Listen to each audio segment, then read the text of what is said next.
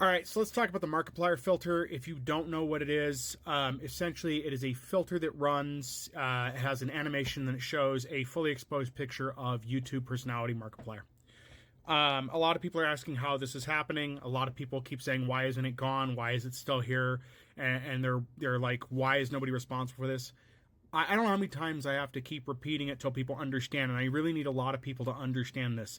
These platforms are all automated. There is very little human interaction. I don't care what they tell you. I don't care what the agreements say. You can tell based on the activity.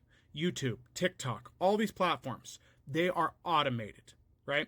If enough reports come in on something, a human may interact with it and do something, but for the most part, it's all automated. And that's how it's going to be, because they don't want to pay anybody to actually moderate the posts. That's a job I would do. If somebody wanted to pay me to go through and moderate posts, I would do that. Now, a step further, for sites that have moderation, like YouTube, YouTube does pay a third party to do some of their moderation. Some. We're talking a little bit. It's biased, and there's been issues there. Same with Facebook. The third party they hired for a while to do their stuff was biased. It had a right-leaning slant to it. So a lot of content was getting axed that shouldn't have been, and a lot of content that shouldn't have been on there was not being. Particularly around the time of the January 6th event, that they had moderators on Facebook that were not watching things as they should. So that's why it's still here. It's an automated process. That's why it's still here. Now, luckily with TikTok, I think the reaction is going to be different on this platform, because they are paying attention to the users, because they do see where the content goes and where the algorithm goes. So eventually this will make it into a point where they see it and hopefully do something about it. But even so, a lot of people have made the rightful comment. There are kids on this platform. Further, there are kids who watch Markiplier on YouTube, and Markiplier probably doesn't even know about this being here. Maybe now, because where it's probably spread.